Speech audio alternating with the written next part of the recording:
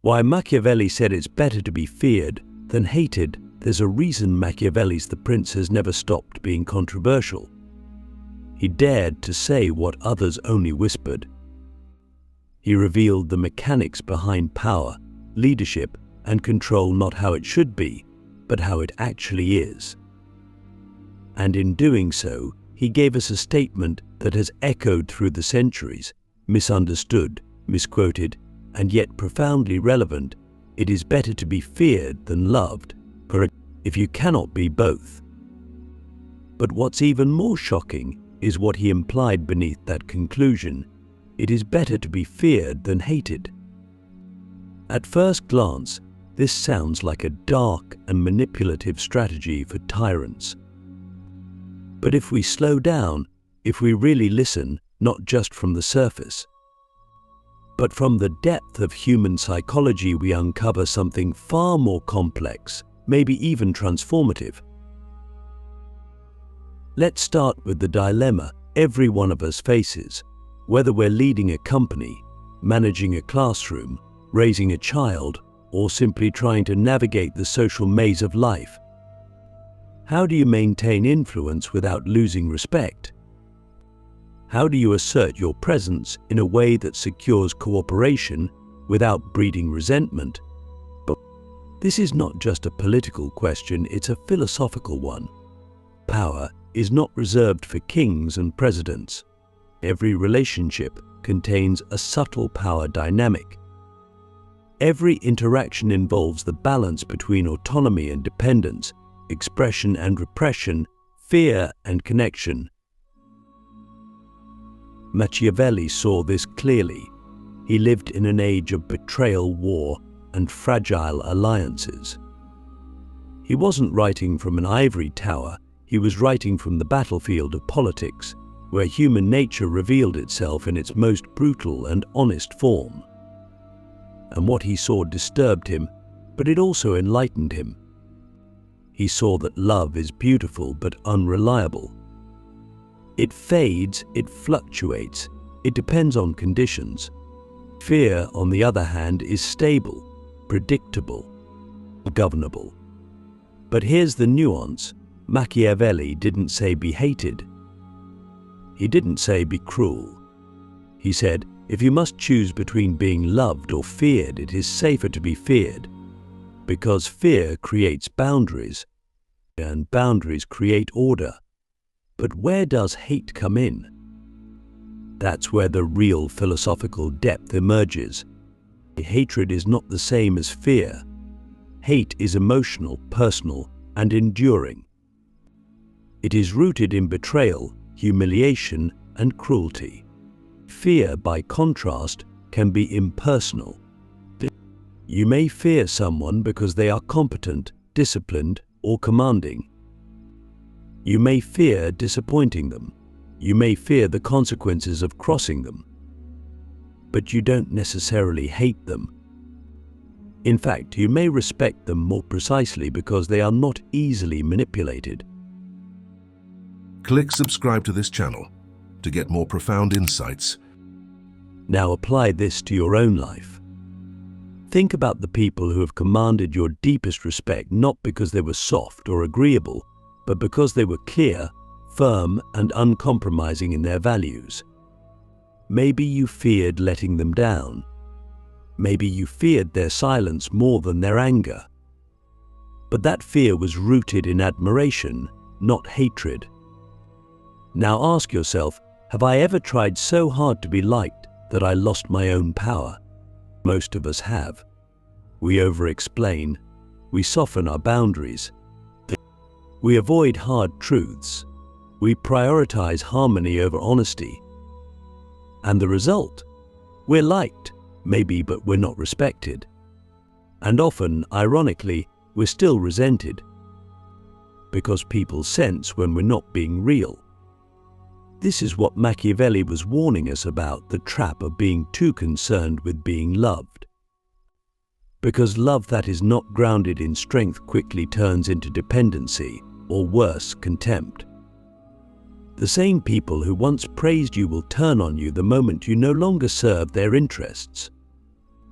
But when you are respected, when you are firm, consistent, and principled, people may not always like you, but they will rarely hate you. Because hate grows in the space where weakness hides behind charm, where manipulation wears a smile, where leadership lacks backbone. So what does this mean practically? It means we need to rethink what it means to be nice. It means that kindness without clarity is not kindness, it's appeasement.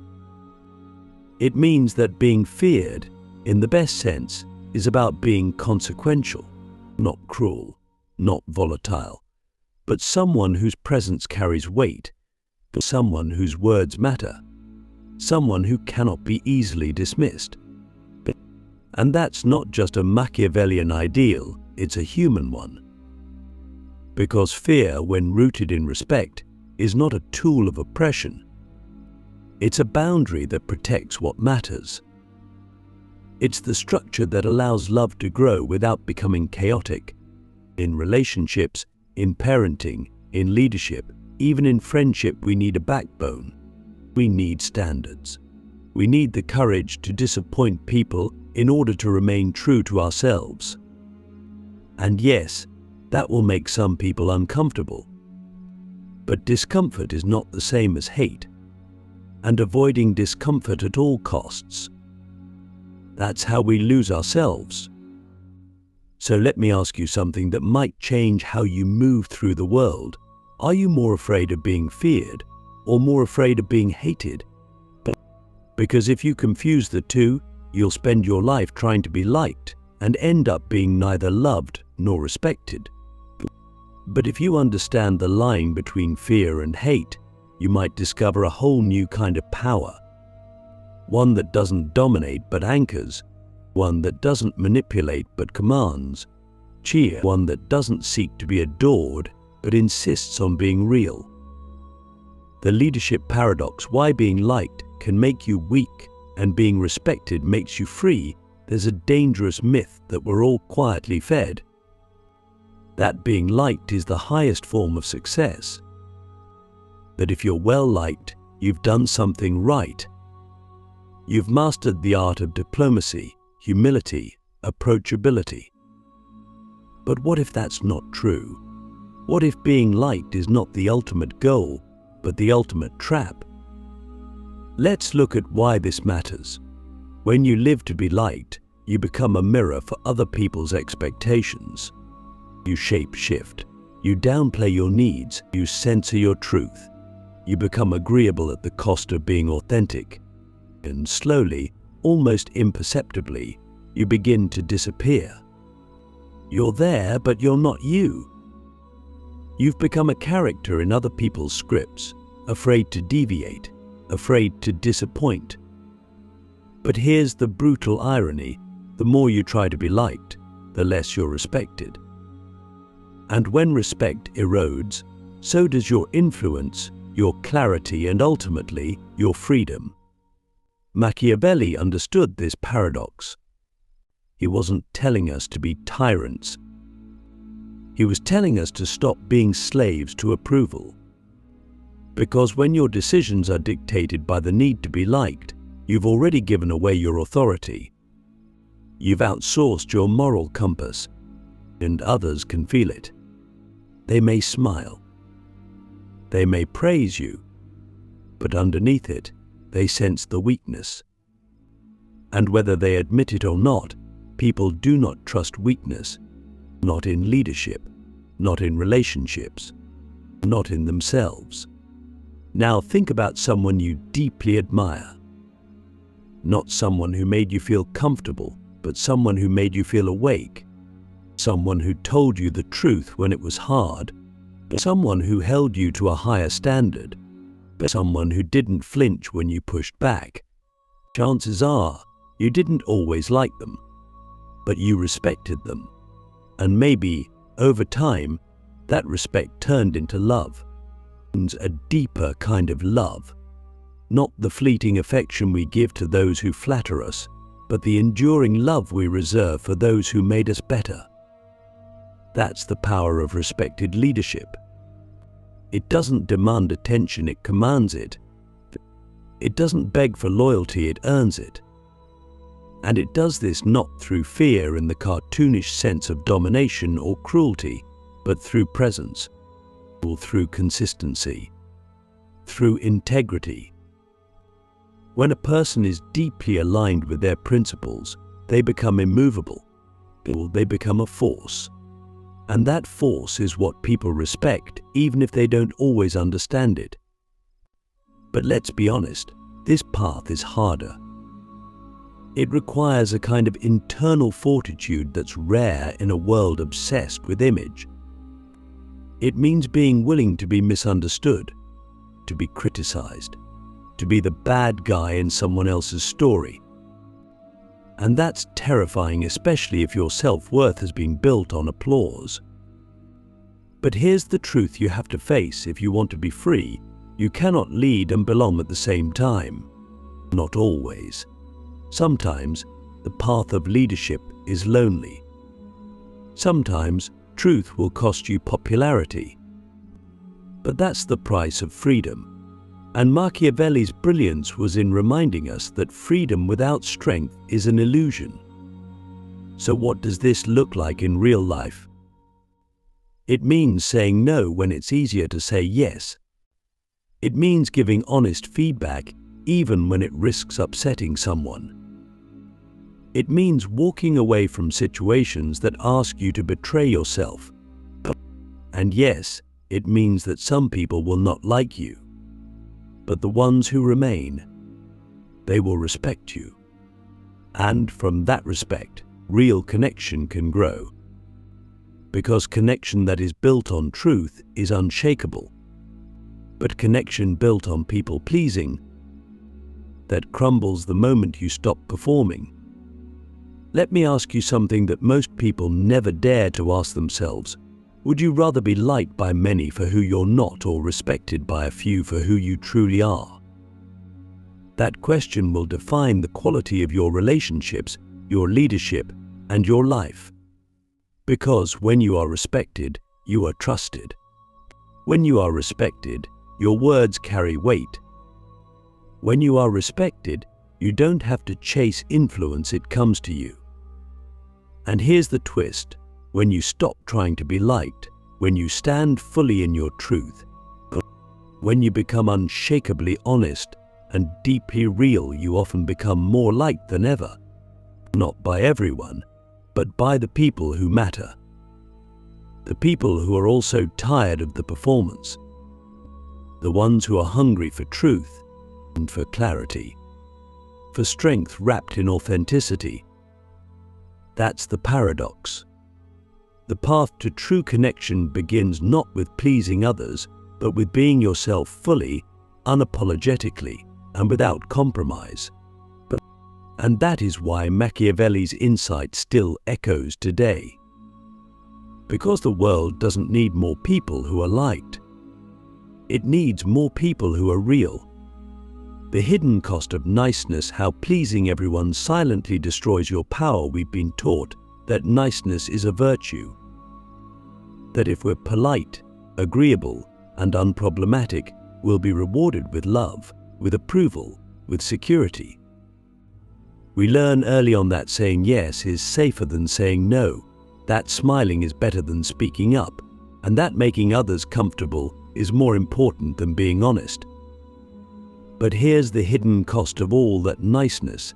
It slowly erodes your power.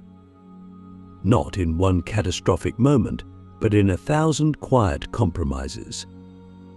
You give a little here, you shrink a little there, and over time you wake up and realize you become invisible to your own life.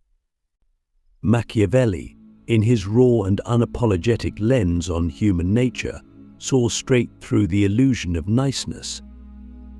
He understood that people are not always motivated by reason, fairness, or even gratitude.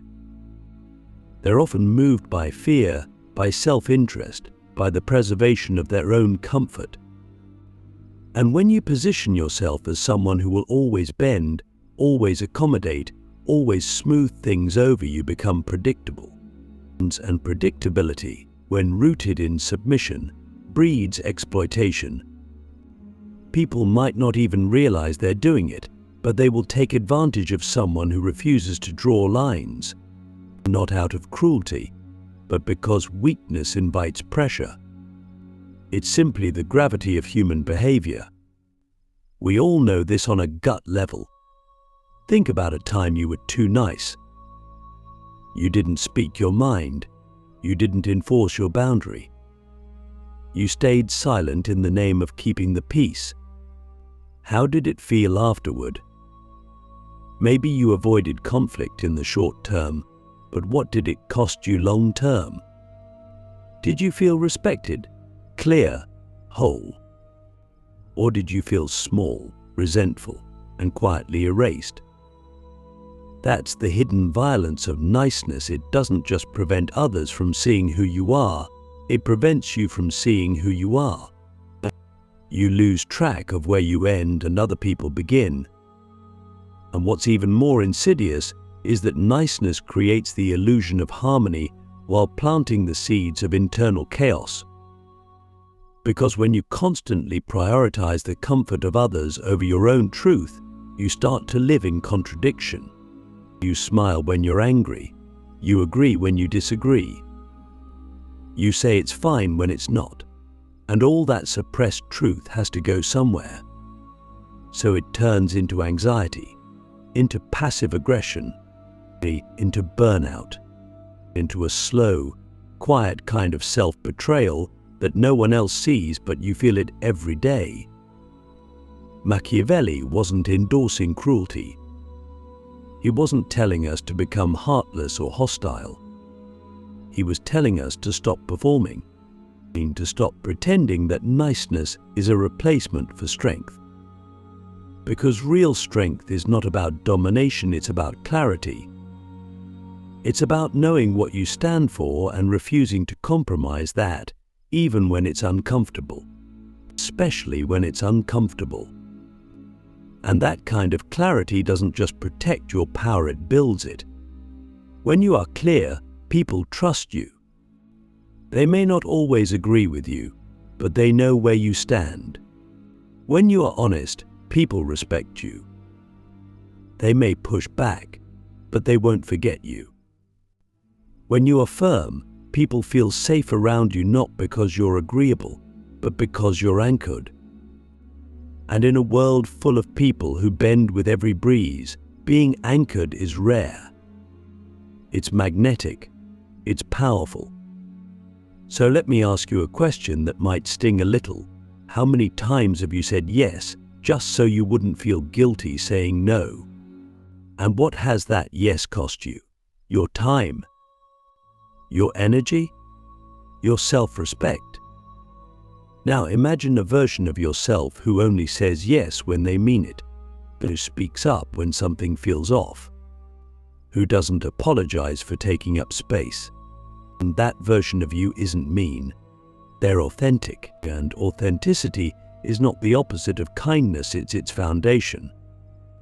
We don't need more nice people. We need more honest people. People who can lead with empathy and boundaries. People who can be compassionate without being complicit in their own disappearance. People who understand that love without respect is fragile, and that the most loving thing you can sometimes do is say no clearly, calmly, and without guilt. That's why the fear Machiavelli speaks of isn't about terror or tyranny, it's about being consequential, being someone whose presence commands attention, not through aggression, but through alignment, through unwavering self-respect. And in a world where so many people are afraid to disappoint, the one who is willing to disappoint in service of truth becomes a lighthouse in the fog. The final test, why true power, is the ability to be alone with integrity. There's a moment in every person's life when the noise fades, when the applause stops, the opinions dissolve, and the expectations fall silent. And in that moment, you're left with only one person, yourself. No audience, no approval, no validation. Just the quiet weight of your own conscience. That is the final test. Because all the power in the world means nothing if you can't sit alone with yourself and feel at peace. Machiavelli understood this intimately. He wrote not just for rulers, but for the human soul tested by power, by fear, by the relentless pull of compromise. And at the heart of his philosophy lies an unspoken question: can you govern others if you cannot govern yourself? Let's be honest, most of us are terrified of being alone. Not just physically, but psychologically. Alone with our unfiltered thoughts. Alone with the memory of the things we said to please others. Alone with the quiet, knowing that we traded truth for comfort. That we betrayed ourselves to avoid being disliked.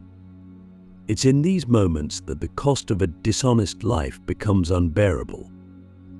You can hide from others. You can perform for the world. But you can't lie to your own soul forever. This is why Machiavelli's principle that it's better to be feared than hated has less to do with how others perceive you and more to do with how you perceive yourself. Because to be feared in the right way, to be respected, to be consequential, you must become someone who doesn't need external approval to validate your worth. You must become someone who can endure solitude without collapsing. And that kind of person is rare. That kind of person is powerful. Power, real power, is not how many people follow you, it's how few people you need to follow you in order to feel whole. It's the ability to stand alone in a room full of pressure and still choose integrity. It's the discipline to walk away from applause when the cost is your authenticity. And that's not just political wisdom. That's spiritual maturity. That's what it means to be sovereign not over others, but over yourself. So ask yourself this: could I live with myself if I abandoned what I know is right just to be liked? Would the praise be worth it? Would the comfort last? Because at the end of every decision, there's a reckoning. Not with society. Not with your boss or your friends or your followers. But with that quiet part of you that always knows when you chose fear over truth. That's the real fear Machiavelli was pointing to, not the fear others feel toward you, but the fear you feel toward yourself when you live a life out of alignment. And here's the paradox: the more you can be alone with your truth, the less you are alone. Because the people who are meant for you, whether in friendship, love, or even leadership, are drawn not to your niceness, but to your realness. They don't want your mask. They want your depth. They want to know that when you speak, you mean it. That when you lead, you won't fold. That when you love, it's not out of neediness, but choice. That's the foundation of all lasting influence, not charm, not popularity, but presence. A presence forged in solitude, tested in conflict, and refined by truth. So next time you find yourself at a crossroads between what's easy and what's right, between being liked and being respected, remember this: the world is full of people who are liked but forgotten. But those who live with integrity, who choose respect over approval, who are willing to stand alone if necessary, they are never forgotten.